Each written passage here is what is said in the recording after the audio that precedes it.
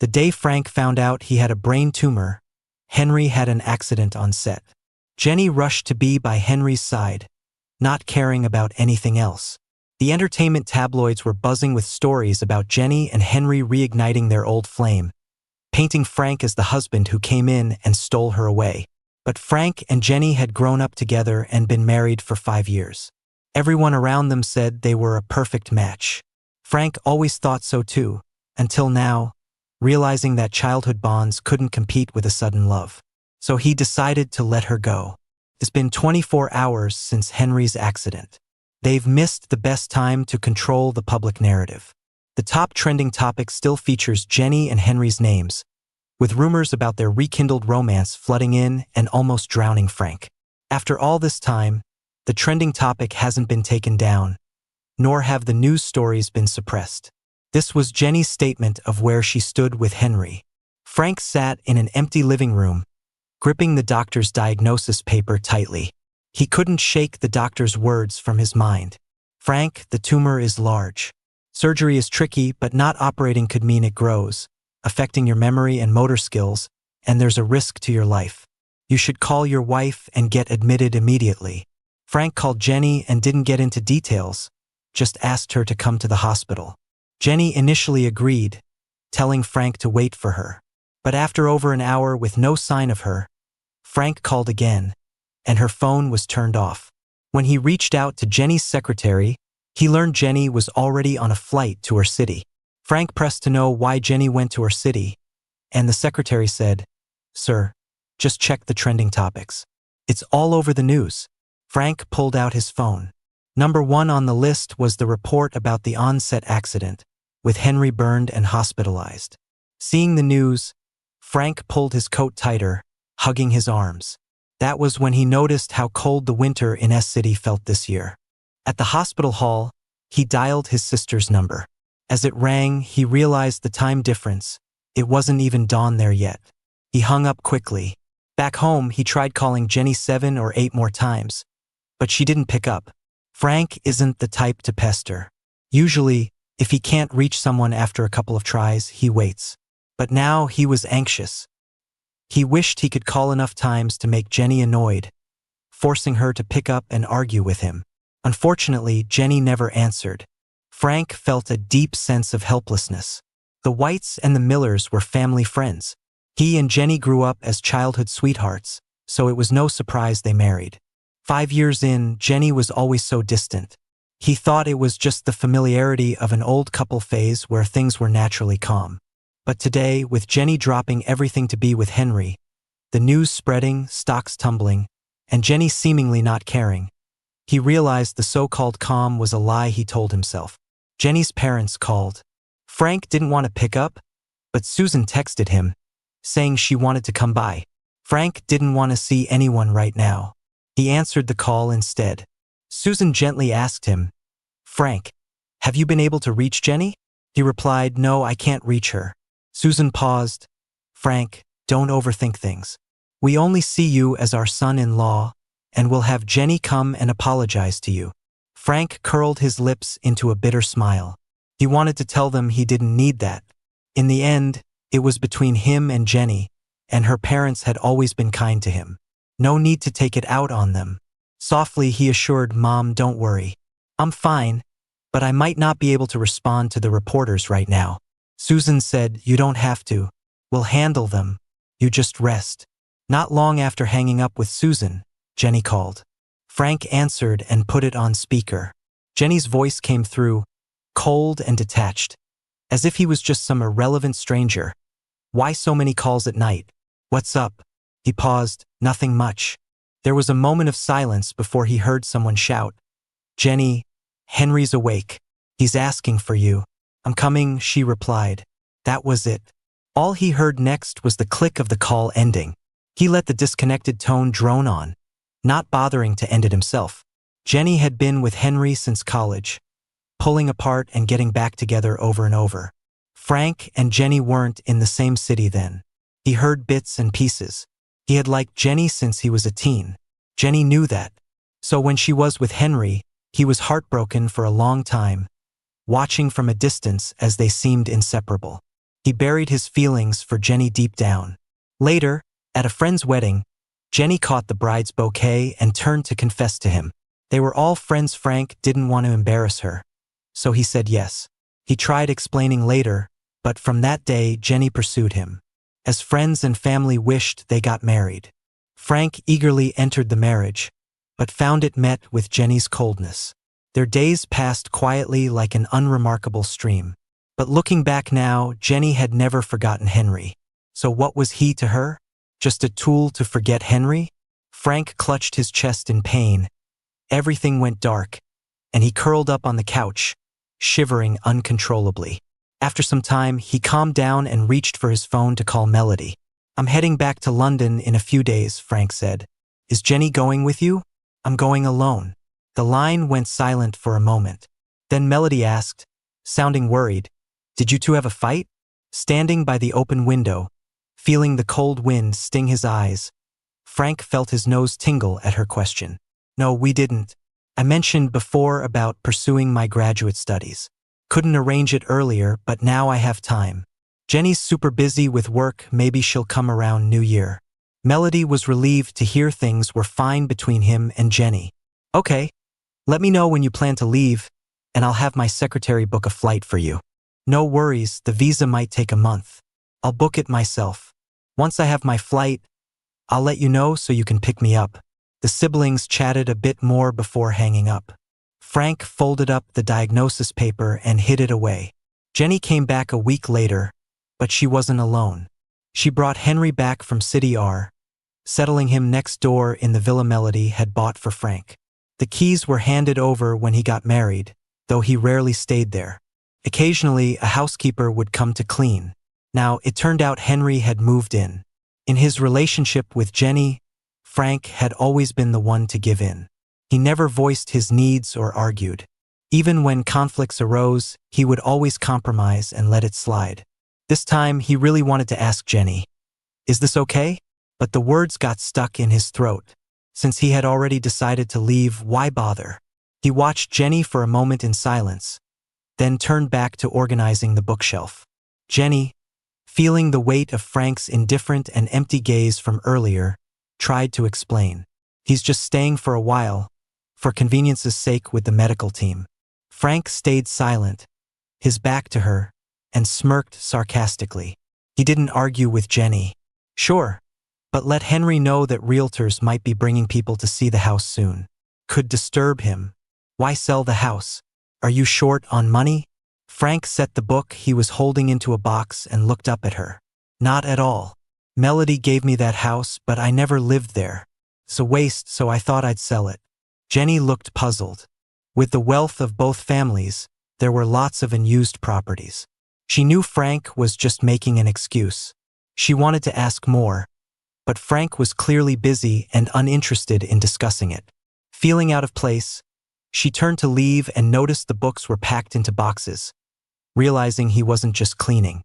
"Why are you packing up the books?" "Just tidying up, taking them out for some air." Jenny nodded. As she was leaving, she remembered Frank's medical checkup. "Oh, about the health check, are you okay? I was in a rush that day and didn't get back to you." Frank paused, recalling the tumor in his brain that could burst any time. He shook his head slightly. "No big deal." Jenny acknowledged it with a nod. "Henry's injuries are serious, and his emotions are unstable, so I'll be over there often." Frank answered flatly, "Okay, do what you need to do." His tone was calm and unbothered. Jenny didn't think much of it and left for the next-door villa. Frank stood by the window, watching her leave, and let out a soft laugh. Everything about their home, the couch, the bed, the framed artwork, the curtains, even the slippers for guests, he had thoughtfully chosen. They were all pieces of his hopes for their marriage. A joke now. After packing up the books, Frank was about to call Jack for dinner when Jack preemptively called him. "Frank, check online." Browsing, Frank saw Henry and Jenny trending. Clicking through, Henry had posted something like, "Going full circle back to you, my heart's home." The picture showed a silhouette of Jenny, making soup. In the comments, fans were cheering their reunion, shipping them back together. A few bashed Frank, claiming he forced Henry away to marry Jenny and now deserved to be dumped by her. Revenge for separating their beloved pair. Frank scrolled silently until Jack broke the silence over the phone. "Frank, what's going on? Did you and Jenny split?" His pause was brief. "Not yet." Jack cursed angrily. "Then why's she running around with that jerk?" Frank chuckled lightly. "Calm down. I was just about to invite you to dinner, and then you called. Are you home? I'll come pick you up." Frank smiled. "Sure, I'm too lazy to drive. Come over." Jack arrived quickly. Frank finished showering and changing just in time to meet him, and they headed to their usual spot, a cozy private dining place. After they ordered, Frank told Jack, "Help me find a lawyer. I'm planning to divorce Jenny." Jack looked at him worriedly, and Frank brushed it off with a shrug. "I have a tumor in my brain, need surgery. I've started my visa application, planning to head to London once that's sorted."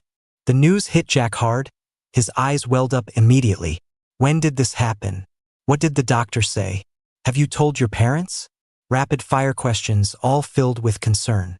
"The day Henry had his accident, the doctor asked me to get Jenny, but she was so focused on finding Henry. This surgery of mine is risky and requires a family member's signature. I need to go back to my parents for it." Jack's tears fell immediately. "Don't be upset. It's not worth it for such a person." "I'll go with you," Frank said, wiping Jack's tears with a smile. "Don't worry, I'm fine now." When they got back after dinner, Jenny was sitting in the living room.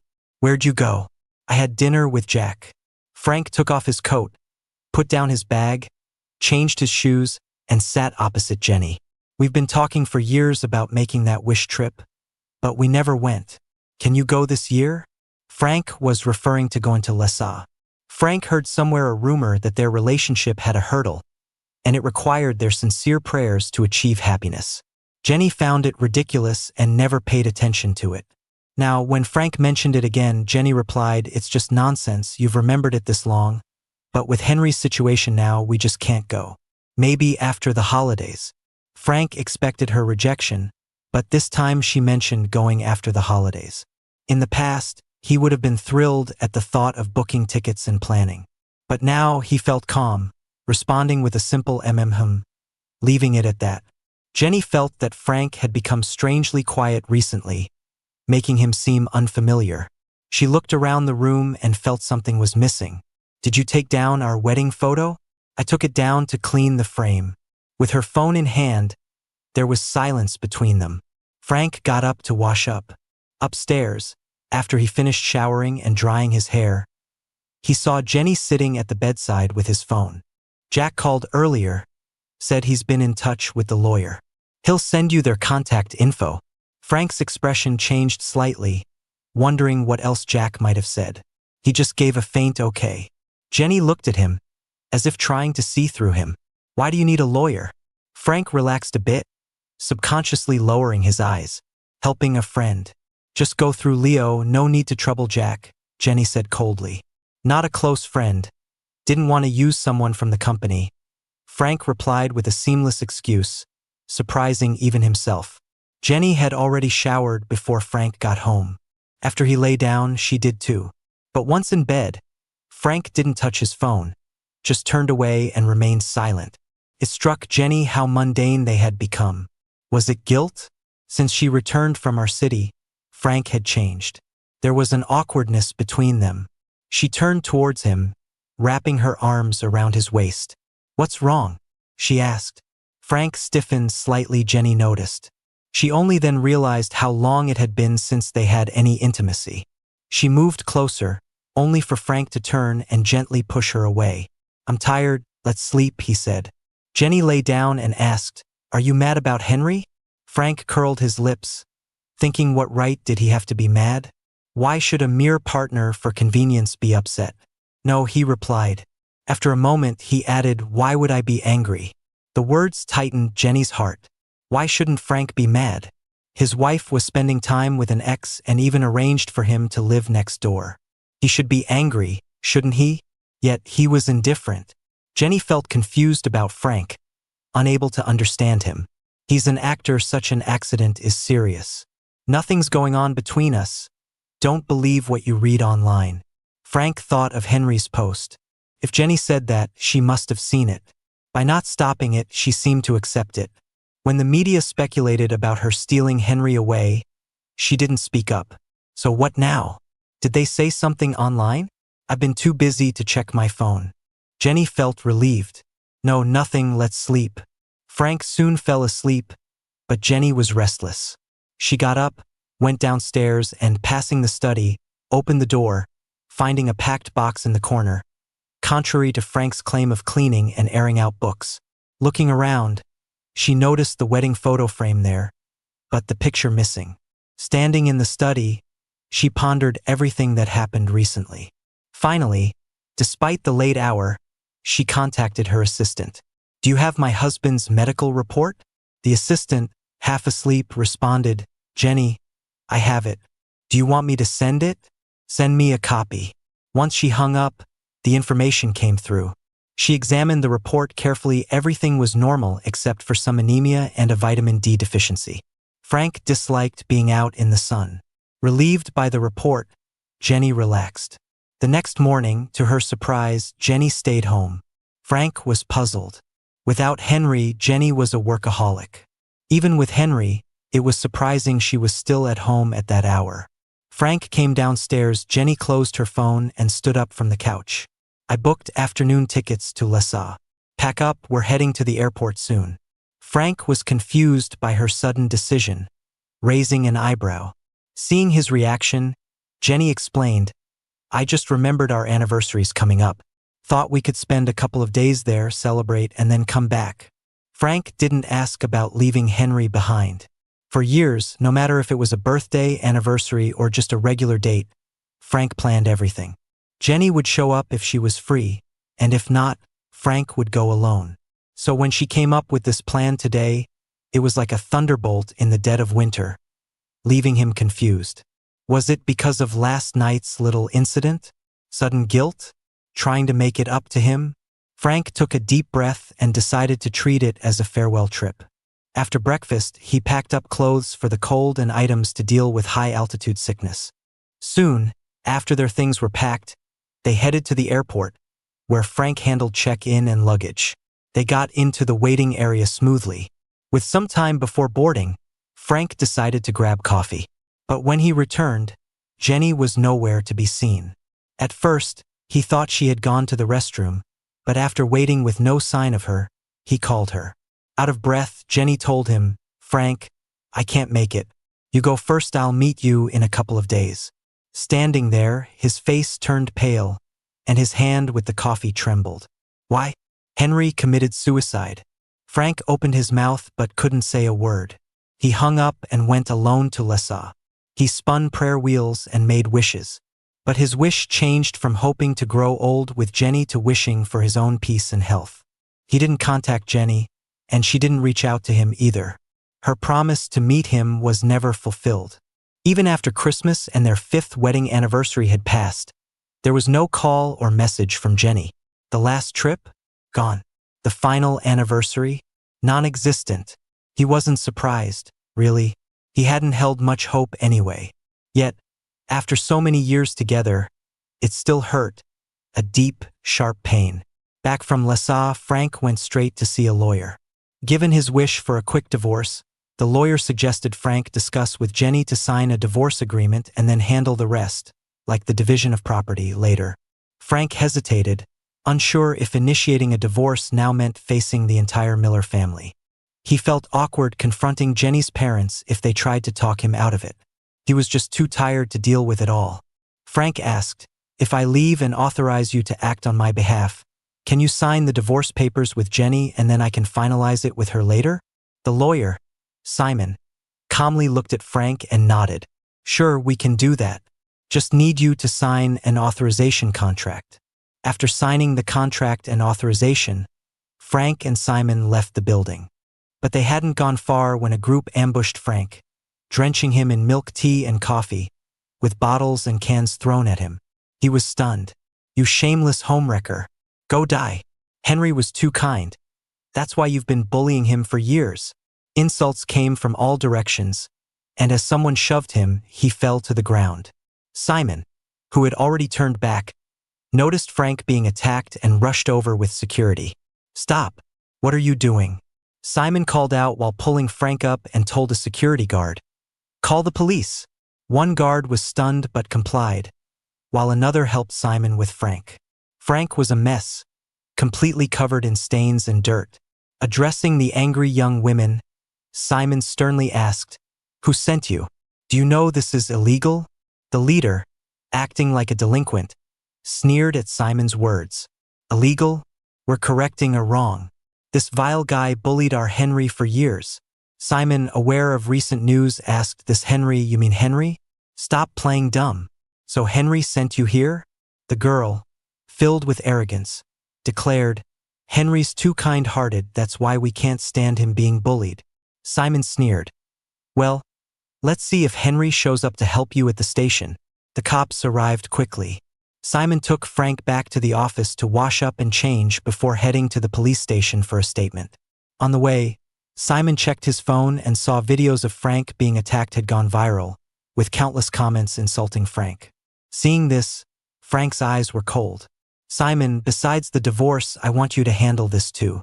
Sue everyone who's cursed me, like the posters with over 500 likes. And those who hit me today, I'm not letting them get away." Simon nodded. "Don't worry, Frank. I'll handle all of it." After finishing at the police station, Frank felt exhausted. "Frank, let me take you home." Frank shook his head, saying, "No need, Simon. You go ahead. I want to take a walk." With much left to handle, Simon didn't argue and sent a message to Jack. "Jack, Frank's not doing well." Jack was in a meeting but replied quickly, "Okay, I'll contact him." Ending the conversation, Jack left the meeting room and called Frank.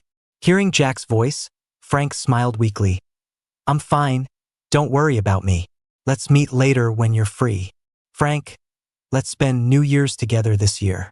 Jack's invitation was met with a wholehearted yes from Frank. "Sure. Just make sure you're not working overtime."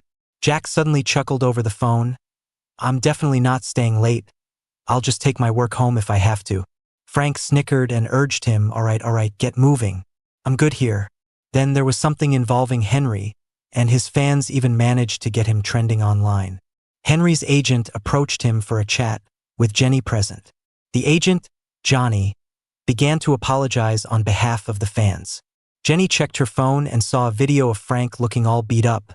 Her face turned pale. "When did this happen?" Jenny asked. Johnny glanced at Jenny's expression, feeling uneasy and guilty. "It's been almost an hour now. Those fans are still at the police station." Jenny tried calling Frank, but he didn't pick up. She grabbed her coat without a word and rushed out, driving away. Henry, listening to the sound of the car leaving, turned to Johnny and said, "Johnny, this is risky." Johnny sighed deeply. "This is the quickest way to make Jenny choose. Even though she's here, don't forget, she's still married to Frank. If it gets out one day, how do you think you'll clear your name?" On her way to find Frank, Jenny's mind was filled with her disheveled image. Frank hadn't told her he was back from Lhasa, nor did he ask her to pick him up. With all this stuff happening, he didn't call her, not even a single message. And then it hit Jenny. Ever since they split at the airport that day, Frank hadn't been in touch. Frank never used to go this long without contacting her. It felt like something was slipping away. Before she reached the police station, she saw Frank dragging his suitcase on the sidewalk across the street. She quickly turned around to catch up with him. "Frank." Hearing a familiar voice, Frank turned, seeing Jenny in the driver's seat. His mind went blank for a moment. It had only been about a week, but Jenny seemed so different, unfamiliar, like a stranger. Jenny saw the blank, indifferent look in Frank's eyes. Her heart skipped a beat, and she quickly got out of the car, walked over to him, and took his suitcase, putting it in the trunk. "Why didn't you call me to pick you up when you got back?"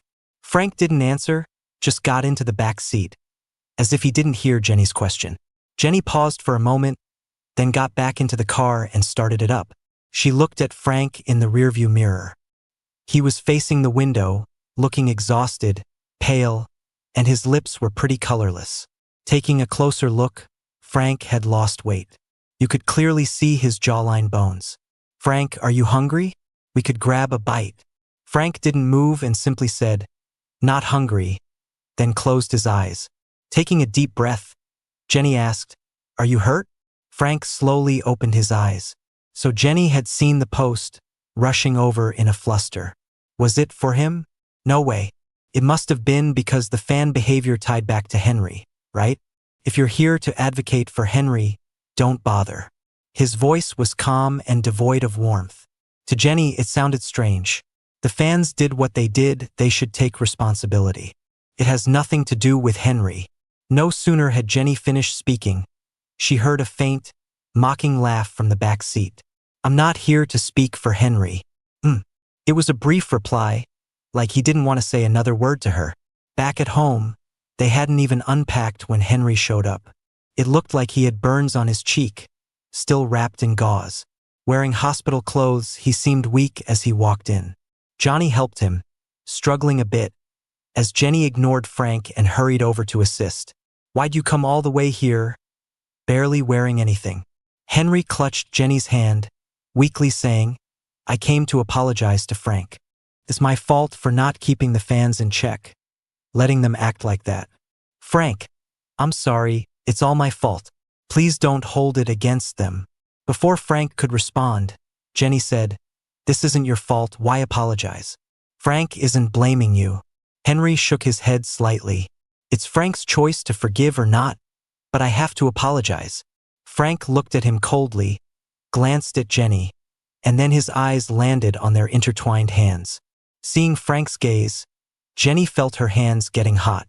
She didn't know whether to release or keep holding. "Henry, you're Henry, fans are fans. No need for your apology, but I won't forgive them. Frank, they're just young. Give them another chance, please." Frank frowned, took a deep breath, and spoke firmly. "Why would I? Are you their parent? Or is this all at your command?" When Frank finished speaking, Henry's face went pale, his body swaying, and Johnny quickly spoke up in Henry's defense. "Frank, you're right. Henry is Henry, fans are fans. We're here apologizing wholeheartedly. No need to vent at us." Jenny frowned, looking at Frank, backing Henry. "Frank, Henry's not like that." Frank didn't care to respond. He just turned and went upstairs.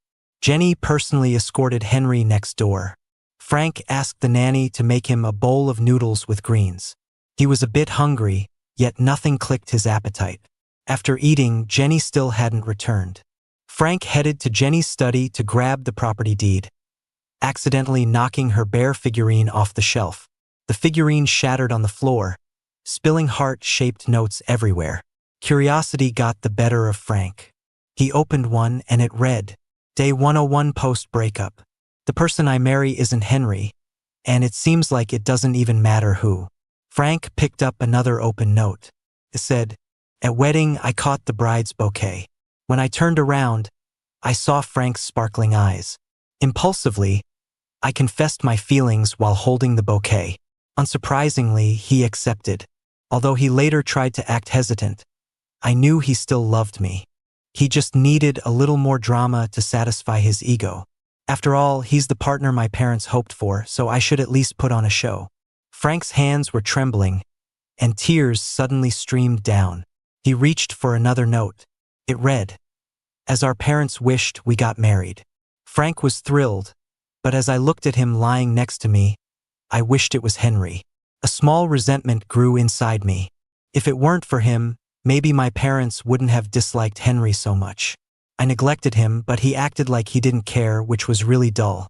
Frank folded these 3 notes and took them, putting all the others back inside the figure. The head was just a snap-on, it wasn't broken. He twisted it back in place and returned it as if nothing happened. All those years of love were just a joke. Jenny disappeared for 2 days. When she came back, Frank had just finished opening his visa package.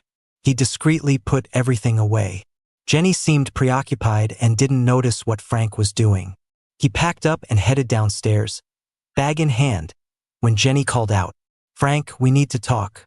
Frank turned to her and calmly asked, "What's up?" "Henry attempted suicide. He's just been saved." I need your help with something. Frank paused, then walked over and sat down. Tell me what you need. Jenny bit her lip, clearly conflicted. Frank just quietly waited for her to continue. I need us to get a temporary divorce. Henry needs me right now. Frank looked at her silently, then nodded slightly. Okay. Do we need to get a divorce certificate? Frank asked. Yes. Then let's go now. On the way to the civil affairs office, Jenny's heart felt empty and anxious. Frank agreed so calmly, without asking when they'd get back together. Did he trust her that much? Once he recovers, we'll get our certificate back, Jenny said. Frank nodded slightly. Yeah, I understand. As he spoke, he was also booking a flight. With the divorce done, he could leave on the afternoon flight. It conveniently didn't require any layovers. The divorce was processed quickly. Jenny said, Frank, you also need to make a public statement. Say we were divorced before, and Henry didn't break up our marriage. Holding the divorce certificate, Frank looked at Jenny and slowly smiled, though his eyes felt stingingly wet as he smiled. Okay. After dropping him home, Jenny headed to see Henry, probably to tell him she was divorced. Frank had already packed his things, quickly loading his suitcase. He confirmed all documents were in place and had his pack stuff ready for the movers. Jack took time off to drive him to the airport. After Frank went through airport security, Jack headed back to work. Once aboard the plane, Frank posted online. Jenny and I have been divorced. Best wishes to her and Henry, tagging both Jenny and Henry. When the flight attendant announced the plane would soon take off and to switch phones to airplane mode, Frank typed a short post. Just 2 words. Goodbye. Henry cried to Jenny, saying he never got over her. He just pretended to forget but went crazy with jealousy seeing Jenny and Frank together. He hated himself for being so weak back then and not persisting. He said he wouldn't survive without Jenny. Since they split, he's been depressed and struggled with insomnia. He pleaded with Jenny to pity him. Frank, even after the divorce, was still seen as the privileged son of the Whites. Henry was not. He had nothing. Jenny was his entire world. If Jenny didn't want him, Henry felt no will to live. Jenny still cared for Henry. She never fully let go. While they might not rekindle their old flame, she couldn't let Henry die. He needed to live. She rushed to the hospital right after getting the divorce certificate. Henry held her tightly, but her thoughts kept drifting to Frank's teary smile. She wondered what Frank was doing right then. While Henry followed the doctor's orders and rested, Jenny messaged Frank on WeChat. Frank, what are you doing? He didn't reply, as if the message vanished. She sent another, wanna have hot pot tonight? It's been a while. Still no answer. She checked online, it was quiet. Frank hadn't posted the statement. She thought of quickly going home while Henry slept. Before she left the elevator, she saw Frank had posted, "We've been divorced. Blessings to Jenny and Henry," tagging them both. Frank had disabled comments. Suddenly, her phone lit with calls. Jenny answered her mom's call, explaining it was fake, they were only temporarily divorced. Her mom yelled at her, saying to contact Frank and that they should come home for dinner. Jenny agreed and tried calling Frank. His phone was off. Looking back at Frank's posts, she noticed he had added another, just the words goodbye. She felt a wave of panic as she hurried back to the villa. The housekeeper was off today. The whole place was silent. She called out for Frank, but got no response. She glanced at the entryway and noticed the spot where Frank usually left his bag was empty. She opened the shoe cabinet. Frank's shoes were gone. Only hers and a few disposable slippers remained. Suddenly panicking, she looked back at where the wedding photo used to hang, still bare. She remembered Frank saying he needed to clean the frame. That was days ago, how hasn't he finished yet? Calling Frank's name, she rushed upstairs. The bedroom was empty. Frank's clothes had vanished from the closet. The dressing table was bare, his skincare products gone. She hurried into the walk-in closet. It was all empty. No way. Just a few hours, how did he clear out so fast? She thought about how Frank had been packing the study. Those boxes she'd seen, all gone. The bookshelves and desk were empty. Standing in the study, her whole body felt weak. She dialed Frank's number repeatedly, only to hear it was turned off. Frantically, she called again and went into the bathroom, realizing it was all spotless. Frank had moved everything out. She texted Frank. "Frank, where are you? We're only fake divorced, it's fake." Jenny figured Frank must have moved to another house. She drove around to all their apartments and villas. Not a trace of Frank anywhere. Coming back home, she noticed an agent looking at the house next door. She quickly ran over. "This house isn't for sale." The agent looked puzzled, then double-checked the address, confirming they weren't in the wrong place. "This is Frank's house, right?" "I'm his wife," Jenny said. The agent frowned slightly, then said, "Ma'am, Frank told us he's divorced and doesn't have a wife. He's entrusted all his properties to us for sale." Jenny wanted to explain but suddenly remembered. It had been days since Frank said he was listing the property with an agent. Had he told them he was divorced that long ago? "When did he instruct you?" The young agent, seeing Jenny's dark expression, answered truthfully. "Over 10 days ago." Jenny stood frozen. She'd never said she wanted a divorce, but Frank already wanted it back then? She couldn't believe it. Frank must have hidden away in anger. As she turned to leave, the agent said, "Are you Jenny?" Jenny paused. "Did he leave a message for me?" "Frank said the house is temporarily lent to a friend of yours, and if anyone comes to view it, contact you to find another place for your friend." Jenny replied coldly, "I'll buy this house. No need for viewings. And all his other properties, I'll buy them all. Bring the contracts tomorrow." Jenny left quickly. She called Jack, but he didn't pick up. Driving to Jack's company, she found Jack just leaving a meeting, his expression indifferent. "Congrats, Jenny, back to being single." Hearing Jack's sarcastic tone, Jenny knew he must know where Frank was. "Where's Frank?" Getting straight to the point, Jack looked at her with an amused sneer. What does Jenny want with her ex-husband? Honestly, so interesting. You could ignore him as a spouse, but after a divorce, you come looking? "Jack, ours was a fake divorce, an agreement between us." Jack laughed outright. "Jenny, a divorce is a divorce. Once you go to the Civil Affairs Bureau and get the certificate, it's real. What do you think your marriage was? Who did you think Frank was? He chased after you for years. Is that not enough? Should he also put up with humiliation? So you played around and he's supposed to wait like a fool, get divorced, go have your fun, and then wait to remarry?" Jenny felt anger rising at his words. "Jack, you're too much." Jack, raising an eyebrow with disdain, replied, "If you don't want to hear it, Jenny, please leave." Taking a deep breath, Jenny steadied herself. "Where did he go? Tell you so you can chase after him?" "Jenny, could you actually tell Frank's parents and sister you got a fake divorce for another man? If you dare, I'll tell you where he is." Jenny's heart sank deeply. "He went back to London." Jack didn't speak, and Jenny shook her head, mumbling to herself. "Impossible, visas take time. Did he plan on leaving all along?" Jack simply looked at her without responding. Knowing about Frank's condition, when the tumor was discovered, and during his wife's betrayal with Henry, he understood how disappointed and desperate Frank must have felt to quietly, subtly, leave this relationship behind. "He planned this for a while?" Jenny asked. Jack concealed what he knew. "I don't know." Studying Jack's expression, Jenny already understood. Frank's leaving wasn't a spur-of-the-moment decision. It was carefully planned. He had wanted to leave her well before now. Why? Frank loved her so much. How could he suddenly decide to leave? Thinking of this, she called her secretary, instructing to book a flight to London. The secretary reminded her over the phone. "Jenny, the board meeting is this Friday." Jenny paused. It clashed with the board meeting, and with the prior issue involving Henry, the shareholders were quite displeased. She had to attend this board meeting. Book it for the day after the board meeting.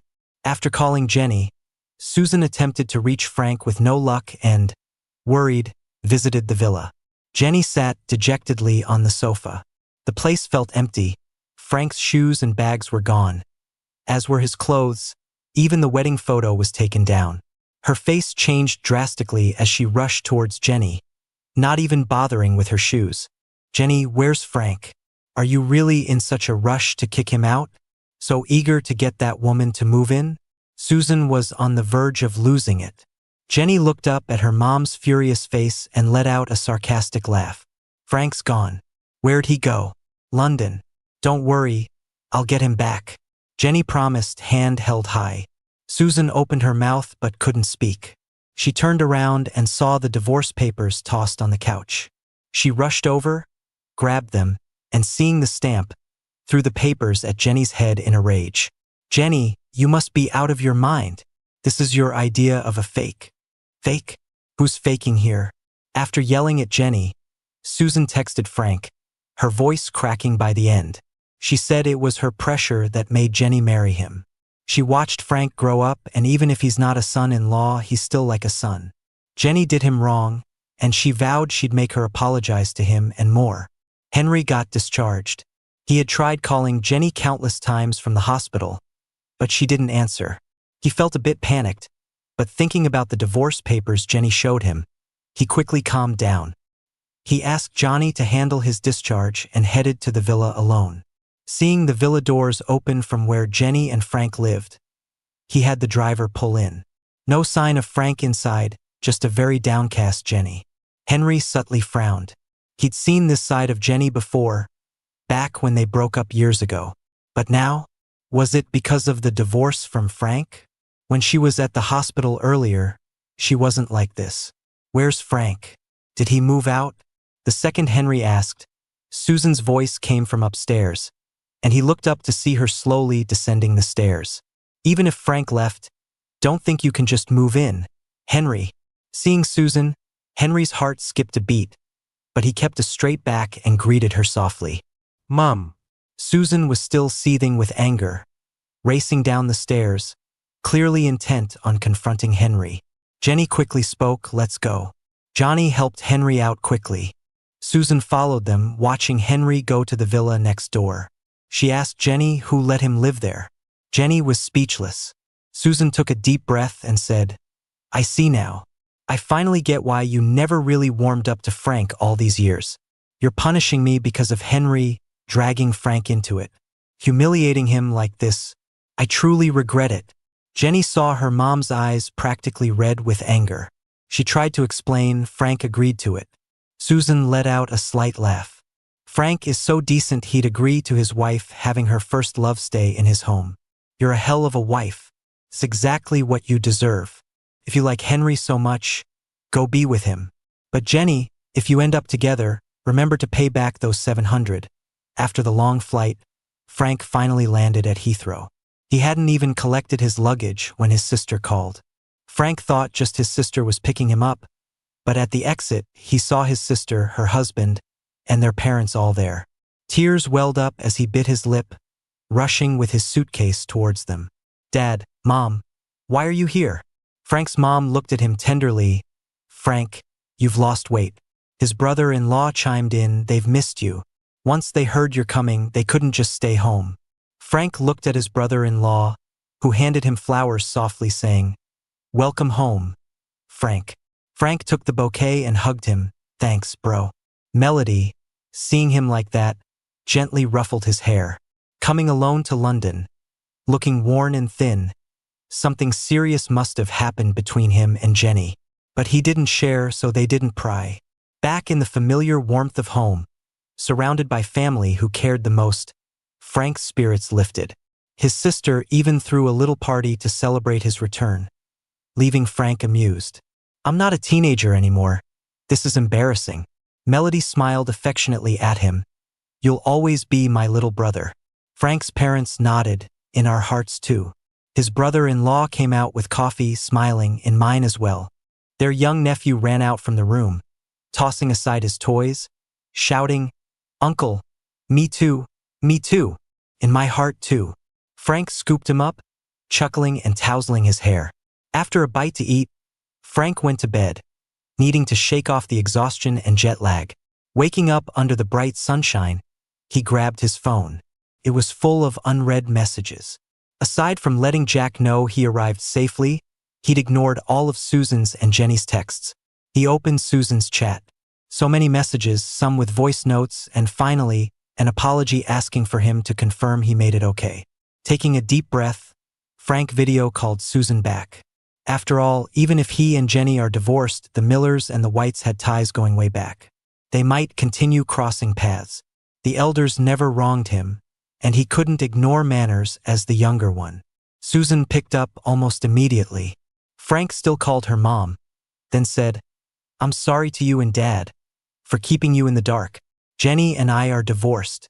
Susan was quiet for a moment and then said, "We wronged you. Are you in London now?" Frank nodded. Susan apologized on behalf of Jenny, but said he didn't need to forgive her. "Mom, don't feel guilty. It's just that Jenny and I aren't meant to be.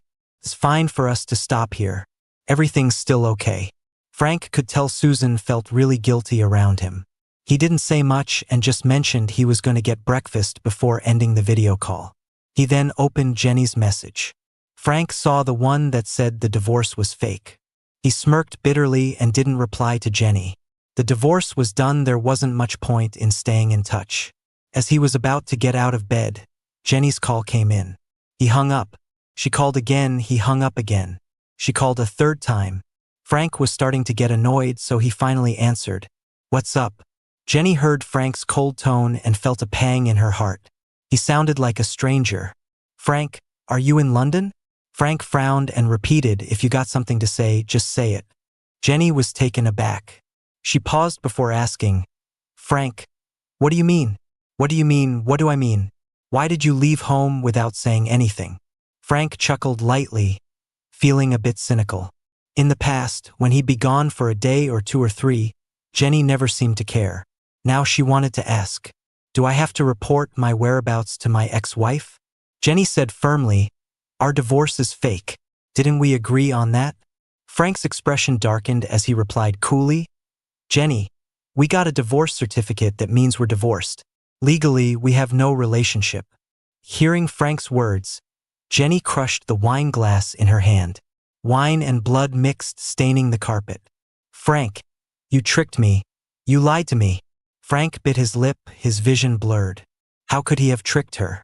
If there was any trickery, it was him who got tricked. "Jenny, I didn't make you go to Henry. I didn't make Henry take those actions. The gossip in town made me a joke. I never criticized you, never questioned you, never fought with you. I never pushed for this divorce. You asked for it and I agreed. How is that me lying to you?" By the end, Frank's voice was choked. Jenny felt a pang in her heart. She had never heard Frank speak so much at once.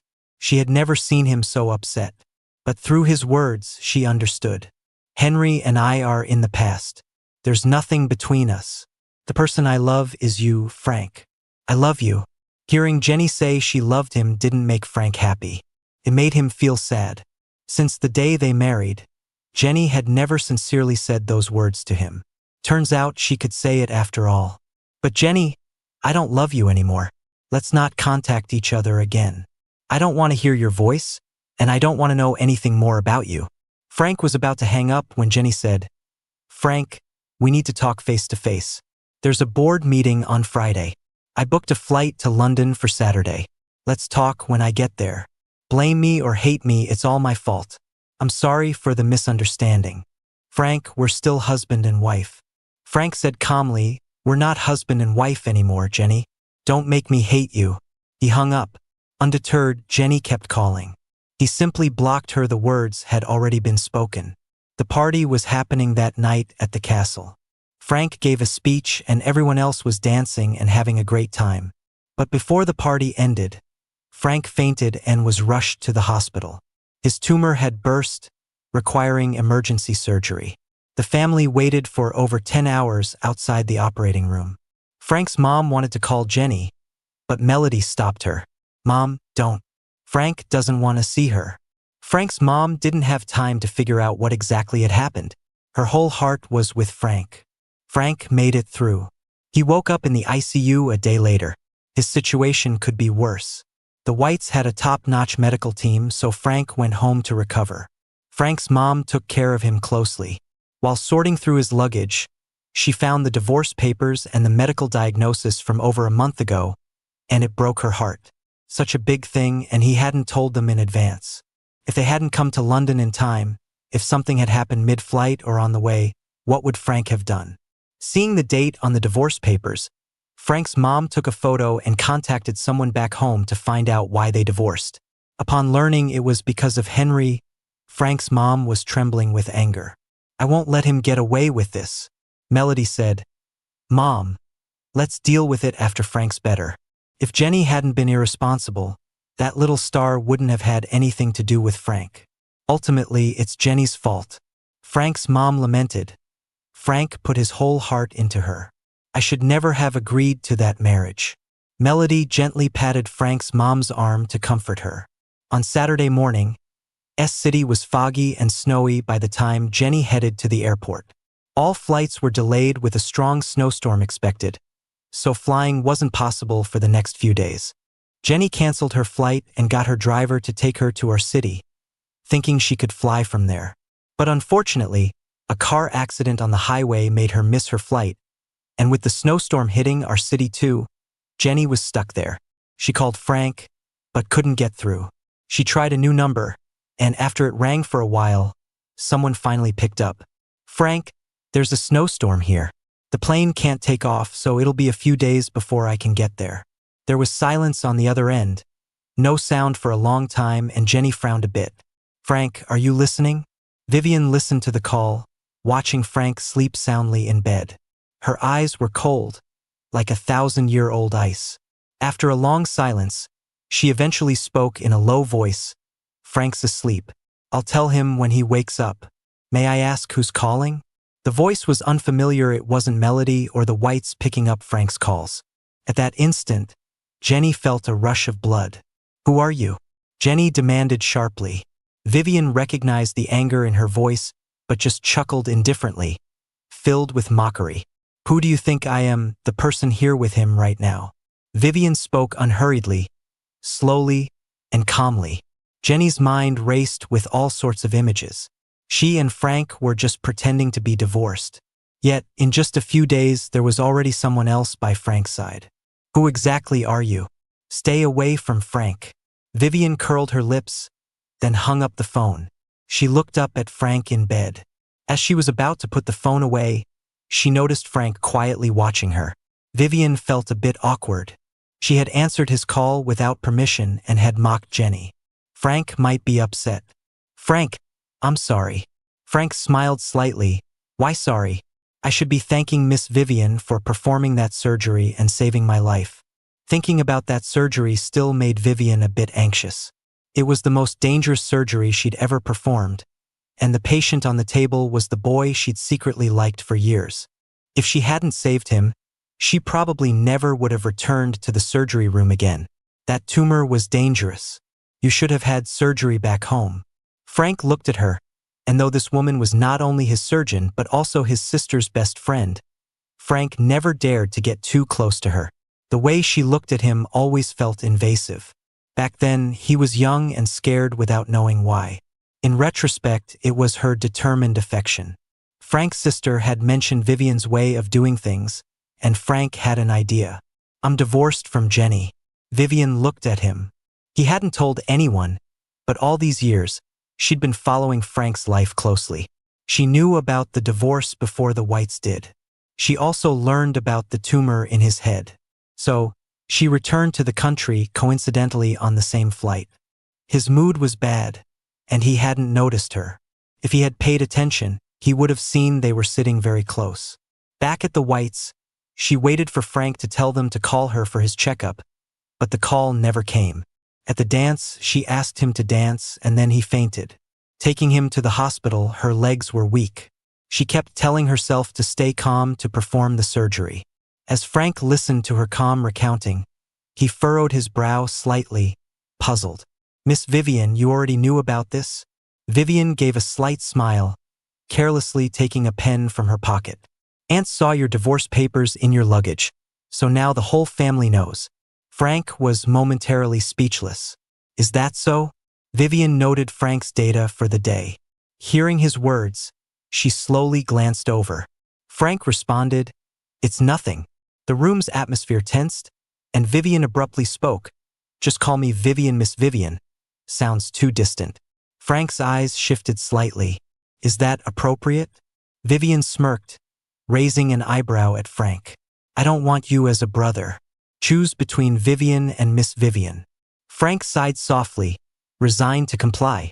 The lifesaver's words were law. Vivian closed her notebook, putting the pen back. How about a little test run of my name? Vivian asked seriously. Frank couldn't help but shoot her a look, causing her to laugh.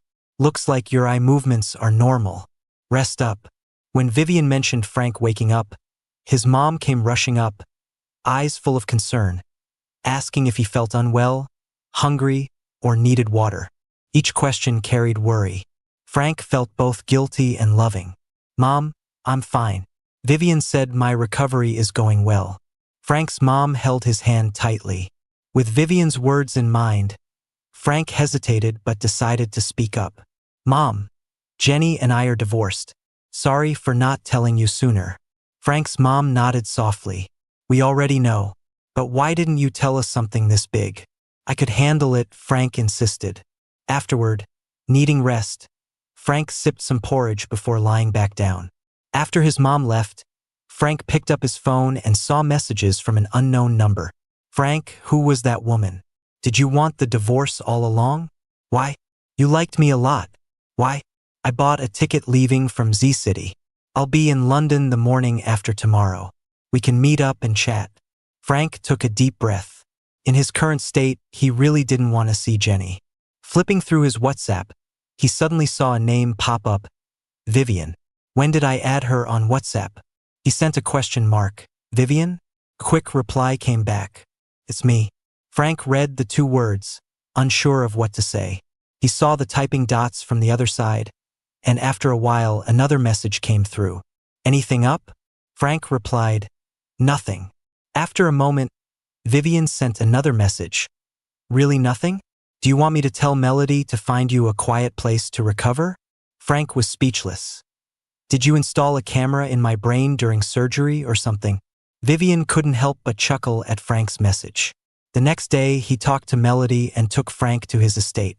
It wasn't too far, convenient for the Whites to visit him, but Jenny wouldn't be able to see Frank. Nobody from the Whites wanted Frank to meet Jenny again, especially not when Frank was this weak. It wouldn't help his recovery.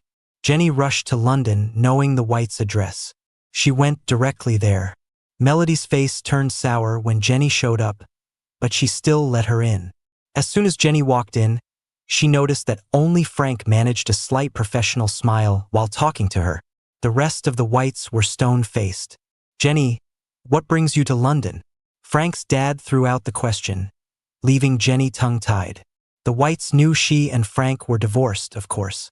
Frank wouldn't keep quiet about that. Thinking it through, she answered in a serious tone. Mom, Dad, I came to take Frank back. Frank's mom scoffed. You're divorced, we can't accept you calling us Mom and Dad. Besides, since you're divorced, Frank is a free man. What makes you think you can take him back? Recalling her own mom's words, she wondered if she had the guts to say to Frank's mom and dad that the divorce was fake. She couldn't bring herself to say it was a fake divorce.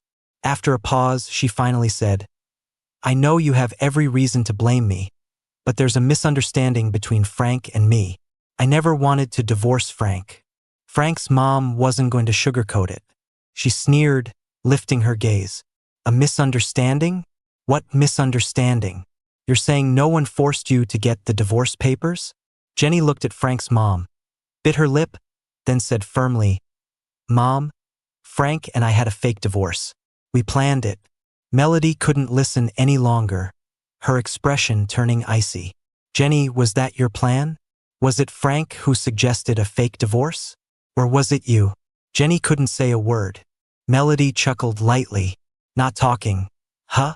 So it was you who proposed the fake divorce? Frank's a kind guy.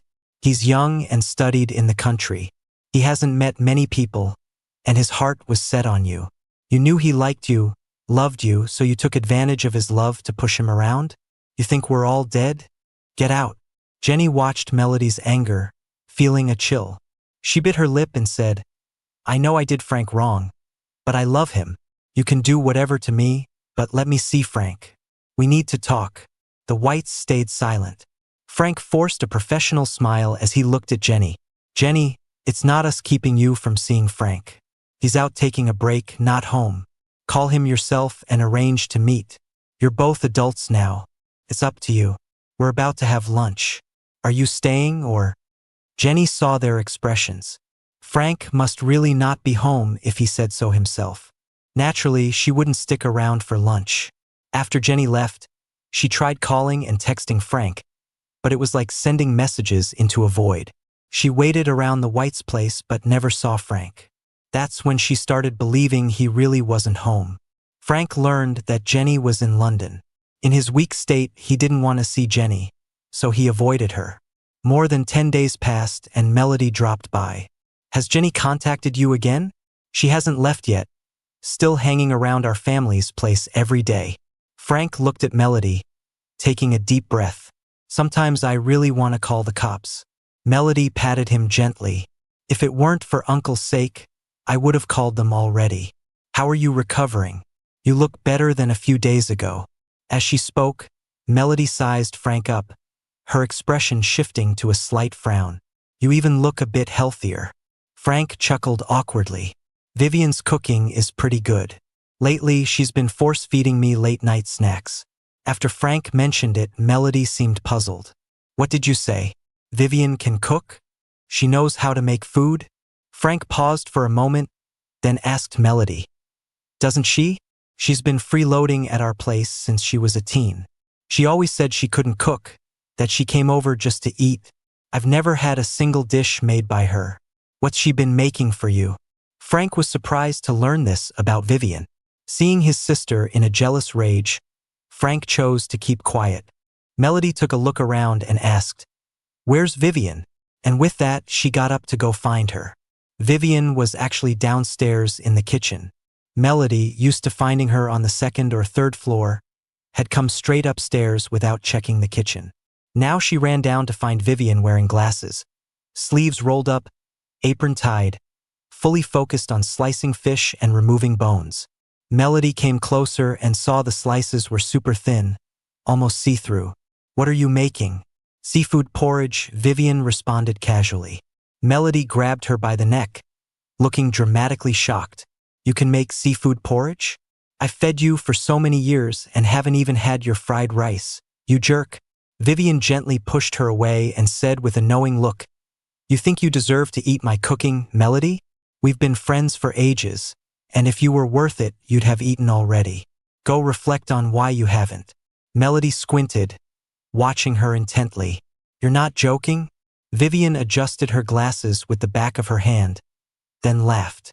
I'm not joking about this. Melody took a deep breath, quietly sizing up her longtime friend, thinking it through seriously. She couldn't come up with a reason to argue.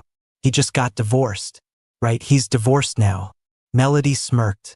All these years and I never noticed, you little… Vivian ignored her, chuckling carelessly.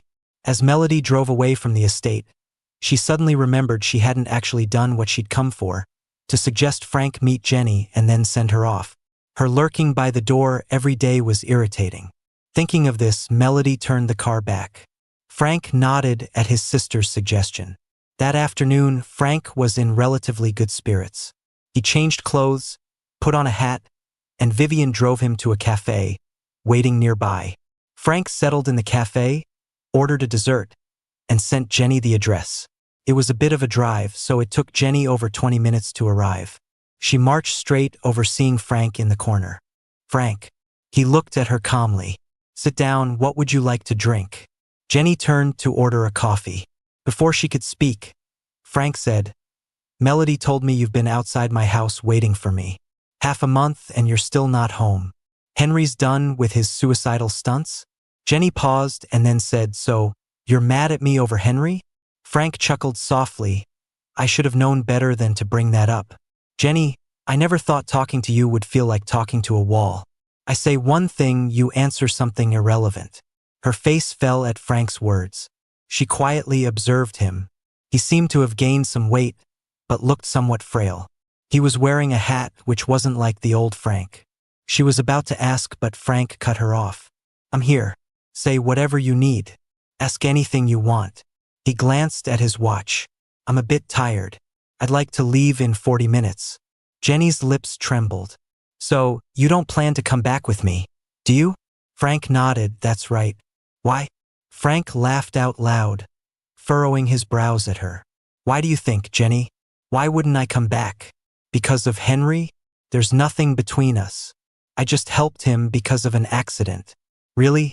Did you need to divorce me to help him? I asked you to join me at the hospital, and you didn't say a word before going straight to City R. We planned for Lessa, and you left for a coffee, never showed up. Didn't you say you'd meet me up after? Jenny spoke quietly. I'm sorry, that was my mistake. Frank shook his head slightly. He didn't care anymore. Jenny couldn't mend it with a simple apology. Divorce meant they were better off apart, no apologies necessary. I'm not after an apology. I'm just giving an example. Jenny, my heart's been dead. I don't need an apology. I don't want forgiveness. I don't want to see you anymore. Frank's voice was rough, while Jenny bit her lip, her eyes reddening. Frank, why did your love fade so quickly? I'm unprepared and defenseless. Jenny, seriously? At least I loved you. What about you? You walked all over me and then had the nerve to act affectionate in front of my family? How can you claim to love me? Jenny froze, stunned by Frank's words. Was she really mistreating him in their marriage? She hadn't. She hadn't stayed in touch with Henry for years. She kept to the boundaries of a married woman. Henry might have been special, but never above Frank. She just wanted Henry to live well. There are misunderstandings between us. I can apologize for Henry, but I really love you, or I wouldn't be here. Frank covered his face with his hands, eventually lowering them. I'd love to ignore Henry, but I can't. Before the mess, how often did we travel? Did you ever plan an anniversary?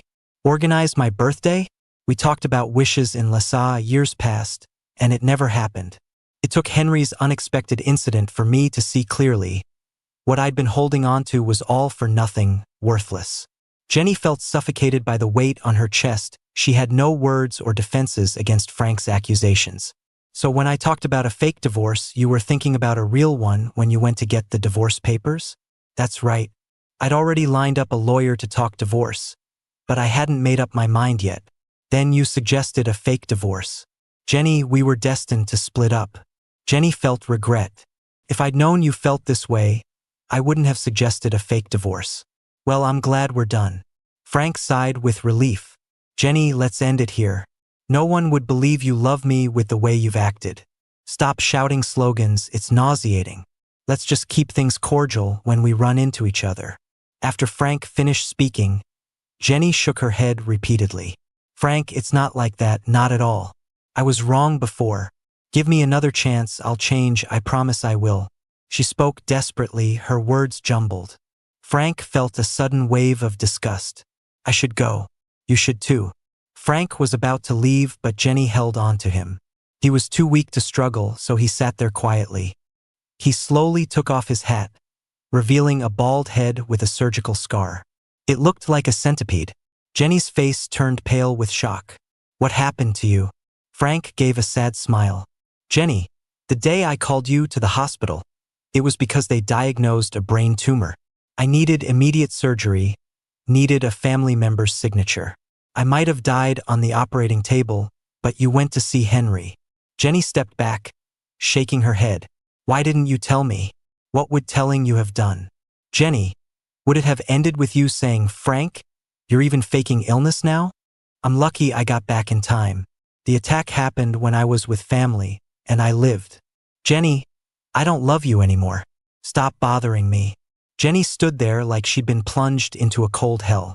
Looking at Frank's surgical scar, she realized she'd lost him for good. After facing life and death, Frank had completely let her go. He once loved her so much, but now he was done. She was frantic, her words chaotic. She wanted to keep him but had no more ways to do so. Frank, this isn't fair. You sentenced me without saying anything. It's not fair to me. Fair? Jenny, I didn't tell you I wanted a divorce and we got one. Just like you didn't tell me you married me without loving me. You were one thing and I was another. If you really break it down, it's me who was done wrong. Who's gonna give me back those 5 years? Jenny felt completely hopeless. She asked incredulously, "Did you see what was inside the bear's figure?" Frank didn't answer, just stared at her. His gaze pierced her like a sword, leaving her with nowhere to hide. "Frank, those don't count. Back then You can say back then doesn't count, but all 5 years of our marriage matched what you wrote and hid in that figure. I knew about your coldness and just hoped one day it'd change. That's all." Frank put his hat back on, picked up his bag, and stood up. He paid the bill and left the cafe. Vivian had already pulled the car around, waiting for him. Seeing him come out, Vivian got out, opened the car door, and buckled Frank in. She placed his bag in the back seat. Jenny watched this woman, remembered the voice on the phone, and rushed out to chase them. "Frank, who is she?" Vivian had just opened the door, but hearing Jenny's question, she responded icily, "I'm his admirer." "Got a problem with that? Ex-wife?" If looks could kill, Jenny would have killed Vivian 1,000 times over. Vivian chuckled at Jenny, "Head back home soon. Don't want something bad happening in the UK. Do you?" Vivian's eyes were sharp. She loathed Jenny, had for 5 years, and found her even more unpleasant now. If Jenny continued to linger in London bothering Frank, the Whites might be unable to do anything, but Vivian could. Listening to Vivian, Frank spoke up, "Vivian, let's go." Since some older relatives weren't on social media much, Frank quickly posted a status update from the car to announce his divorce from Jenny. After that, he tucked away his phone and leaned back for a nap. "Feeling tired? Want to stretch out and sleep in the back?" Vivian asked with concern while driving. Frank opened his eyes and looked at her, smiling. "We're almost home. I can hang in there." His phone buzzed with WeChat messages, probably questions about the divorce. Too tired to answer, he decided to just turn it off. Henry logged into Jenny's alternate account and saw Frank's divorce announcement, sharing it again. Then someone speculated that Frank and Jenny's divorce was recent, not before, claiming it was to clear Henry's name from being the other man. Once that idea surfaced, people recalled seeing Frank and Jenny at the Civil Affairs office the day Frank posted the status. And Henry? He'd been with Jenny all along. Henry's agency needed to clear things up, and they needed Jenny to cooperate. Right now, only Jenny and Frank stepping up could defend Henry strongly. But Jenny went off the grid. Henry couldn't reach her, so his agency had no choice but to share Frank's post. They even mentioned that the rumor spreaders would get a lawyer's letter and all that. Jack knew about Frank fainting in London. He rushed there the moment he heard, saw Frank in the ICU, and waited for him to recover before quickly heading to Hong Kong for a meeting. Jack was well aware of why Frank posted that update, the fake divorce with Jenny, and now the fake has turned real. Jenny's stuck in London and won't come back, and Jack has joked with Melody about it several times. Jenny screwed up, but Henry isn't much better. He keeps stirring the pot. If things weren't pre-planned, why did he call Jenny first when stuff went down? If Jenny went to the hospital, Frank would have had surgery in the country, and maybe it wouldn't have ended up in such a mess. Thinking about how Frank had an incident the day after he got to London, Jack felt a shiver down his spine. Now, seeing Henry and his agency spreading Frank's post online, Jack wanted to reply directly, but he decided to respect Frank's decision. He first contacted Melody. She was clear. Frank is kind-hearted, but the Whites, won't be pushed around. Melody told Jack not to call Frank, she'd talk to him face-to-face for better communication. Jack agreed. Melody approached Frank about Henry. Frank seemed indifferent. Melody said, "They can't find Jenny, so they're using you, Frank. Don't be so kind." Frank looked at Melody, having survived a brush with death, and said it didn't matter anymore. He told Melody he didn't care what she did and that he was just concentrating on recovering. He'd already given too much of himself in his relationship with Jenny. Since he let go, he wouldn't even spare a glance. Shortly after Henry shared the post, Jack clarified things online for Frank. He stated Frank was recovering post-surgery, and he'd handle the response. That post was part of the divorce deal. Frank had no choice. On the day of Henry's accident, Frank found out he had a tumor but couldn't wait for Jenny to be there for surgery since Henry's agent had whisked her away. Jack tagged Henry and his agency and asked why they contacted someone else's wife first rather than their own company leaders. Was this pre-arranged? Jack's post dropped two truths. The early divorce was fake, and the actual divorce happened on the post day. His questions also raised suspicion about Henry contacting Jenny and whether the accident was planned. Seeing Jack's update, Johnny was left speechless while Henry was so furious that he smashed his cup and cursed Jack. Who does he think he is? Meddling in other people's business? Johnny was deep in thought when Henry snapped at him. What are you gawking at? Think of a solution. Just as Johnny was about to respond, his phone rang. It was the boss calling for a meeting to discuss Henry's work assignments. Johnny felt a bit uneasy and asked boldly, "Boss, is there a new job plan?" Henry perked up to listen. They both heard a chuckle through the line. "Get over here fast. Every client wants to cancel with Henry's agency, and we need to pay damages because it's all Henry's fault." By the time Johnny and Henry arrived, the marketing and PR departments and the boss were all waiting in the conference room. As they walked in, the head of PR shot Johnny an accusing glare. "We aren't sitting idle here." But before we could respond, someone blew it up. "Seriously, Henry, why would you share Frank's post? You thought no one would notice? Divorce papers have dates." Henry hadn't dealt with such anger before and snapped back. "If we don't act, what's your brilliant plan, PR team?" "There was a plan," they replied, "but now it's too late. Brands want out." Has Henry reached Jenny yet? If she could show up to support or pay the penalties, there might be a chance. Jenny showed up over 2 weeks later. Someone spotted her by the river, and Henry rushed over but missed her. When he returned, he found her at their villa. Henry hugged her tightly. "Jenny, where have you been? How did you turn into this?" Jenny's gaze was distant, just looking quietly, neither resisting nor responding. After a while, Henry wept. "I was worried sick." Jenny felt numb. The image of Frank's scar kept appearing in her mind. If not for Frank being there early and getting lucky, his situation would have made her feel guilty forever. Frank once loved her so much he probably still did. But Henry's presence had made Frank disappointed in her. "Let's get married." Jenny's soft voice echoed in the empty villa. Henry froze, then with tears of joy embraced her tightly. "Yes, let's get married." Henry's contract with the company was finalized, though he had to pay a penalty. Susan had always said she disliked Jenny dating guys from the entertainment industry, so he figured he'd use this chance to step back from it all. He was busy setting up wedding arrangements, getting everything ready for the big day. He thought Jenny would be thrilled to join him in planning, but that wasn't the case. Jenny was often working late at the office and would get home only to crash right into bed. Every day, Henry prepared hangover soup and homemade snacks for when Jenny returned, but she hardly touched them. Even with a wedding on the horizon, the two of them still slept in separate rooms. It seemed like, even though marriage was the plan, Jenny was pulling further away from him. With the new year approaching, Henry bought gifts. He figured since they were going to get married, Jenny would eventually take him to meet the Millers. But as New Year's got closer, Jenny hadn't mentioned any plans about visiting them. Henry asked, "Are you going home for New Year's?" Jenny gave a slight nod.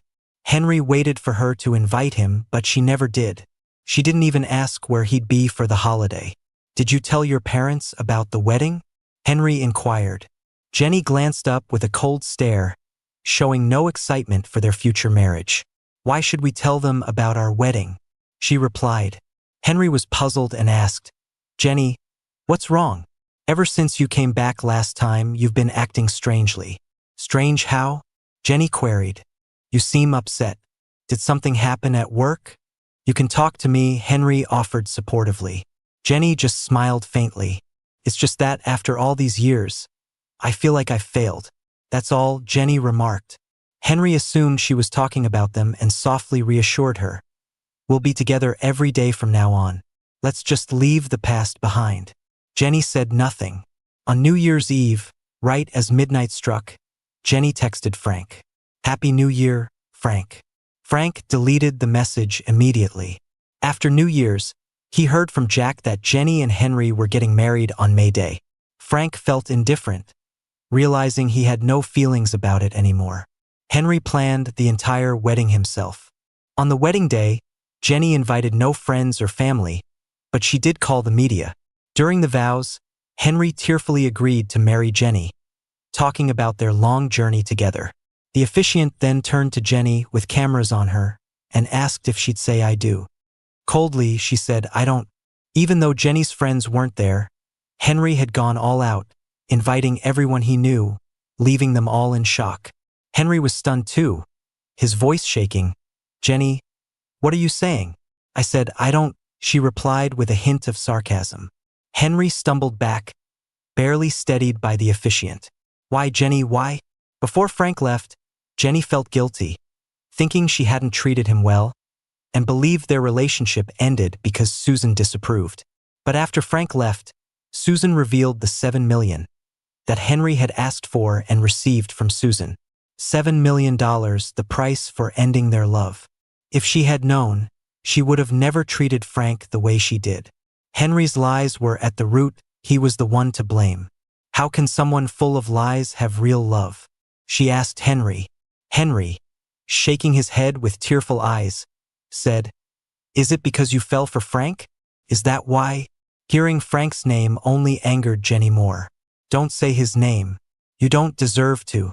"Henry, our love ended long ago with your $7 million. How can you still talk about love?" Henry had almost forgotten asking for those millions to leave Jenny. He shook his head, grabbing Jenny's hand. "It wasn't like that, Jenny. Please forgive me, just this once. I really love you." Jenny shook her head and stepped back. "Henry, it's too late." The wedding was a trending topic. Henry the cheater, money grubber, and fraud. The public was all over it. Henry's big day became a joke. His agency dropped him and he faced massive debts, having to sell his house and car. Jenny returned to London and told Frank she'd avenged him. Frank understood what she meant. Henry got what he deserved. But the irony of it all was almost laughable. He and Henry were like two parallel lines that never intersected. If it weren't for Jenny, they wouldn't have even met. Strangers can't really hurt you, right? It's not possible. Jenny, don't you think your actions are just ridiculous, even laughable? Frank's tone was gentle, but the sarcasm in his eyes was blinding. Jenny was confused. She thought she had already gotten back at Henry and cut ties with him. So, why was Frank still upset? She frowned at Frank, eyes full of confusion and puzzlement. Seeing her like this, Frank felt his heart grow cold. When someone keeps apologizing to you, regardless of whether you forgive them or not, you might think they've apologized. Let's just move on and look forward. But suddenly you realize that this person has no idea what they're apologizing for. It's kind of sad. Someone who doesn't even know what they've done wrong keeps apologizing to you. Frank, don't look at me like that. Frank took a deep breath and slowly lowered his eyelids. "Do you think you wronged me? Or did Henry wrong me?" When Frank asked this, Jenny froze. Frank continued, "What Henry does has nothing to do with me. We're just strangers. Do you really think everything you did to me was Henry's fault? Jenny, if you were a responsible woman and really cared about Henry, you wouldn't have married me. If you had any sense of duty, once you married me, you wouldn't take your frustration out on me because of your own incompetence. This has nothing to do with Henry. It's just an excuse for your wandering heart. You could say that if he hadn't taken the money and left without telling you the truth, you wouldn't be stuck on him. But if you were still stuck on him, you shouldn't have gotten married. If your heart was with someone else, why marry me? What am I? Just a tool for you to forget him or to appease your parents? Jenny, I never insisted on marrying you. It was you who came to me, yet you take out your incompetence on me. I thought your apology meant you understood why our marriage ended up like this. But now I know I was wrong. A person like you will never see their own mistakes. You only blame others. Don't ever show up in front of me again. I don't want to see your face. It disgusts me." Frank turned to leave, and Jenny quickly grabbed his arm. "Frank, don't go. I know it's all my fault. I wronged you." Vivian, seeing them struggle from the car, quickly got out and walked over. "Jenny, let go of him." Vivian's voice rang out, and Jenny turned to look at her, eyes filled with anger. "Who do you think you are?" Vivian's gaze was icy, and Frank frowned slightly, then looked at Jenny. "Forgot to mention, She's my girlfriend. No way. Jenny shook her head frantically. The last time she saw Vivian coming and going from the Whites with Frank, bringing him to see her, she had doubts. But back then, she thought Frank loved her too much to ever leave. Now Vivian was by Frank's side today. Jenny's denial was met with calm faces from both Vivian and Frank. Vivian naturally wrapped her arm around Frank, and Frank smiled a little, leaning down to kiss Vivian's lips. Vivian's eyes were full of affection. It was as if they had done this 1,000 times before, as natural as could be. Seeing this, Jenny's heart ached painfully. Why? Frank, after all these years, it's not possible. Frank frowned slightly, chuckling softly. No, I liked you for a few years, then got tricked into marrying you. In those years, you don't think I loved you like when we were first married, do you? What makes you think your coldness and distance are worth my day-to-day devotion? I'm done talking. Let's not meet again. It's nauseating. After Frank said this, Jenny let go, utterly heartbroken. Vivian linked arms with Frank as they got in the car. She looked back once. Jenny still stood there lost. Vivian frowned, sent a message, then drove away. Frank wasn't really affected. He looked at Vivian and asked, "What do you want for dinner?" "My treat." Vivian laughed as she drove. "Why? Wanna thank me?" Frank turned his head a bit towards her. He knew what was on her mind these past days. He wasn't ready for another relationship, not because he couldn't move on from Jenny, but because he wanted a break. He also had school prep coming up. Just now, using someone as a scapegoat, it was him who broke the ice first. Can't leave things vague. I'm planning to go to grad school. Not really ready to jump into another marriage. Then maybe we can just date, be girlfriend and boyfriend. Vivian said casually, and Frank chuckled. Sure. The two of them started dating secretly, keeping it from the Whites. Melody knew what Vivian was thinking, but thought Frank had just gotten divorced, so it might take some time. She didn't expect them to get together so quickly, so it was a surprise to her too.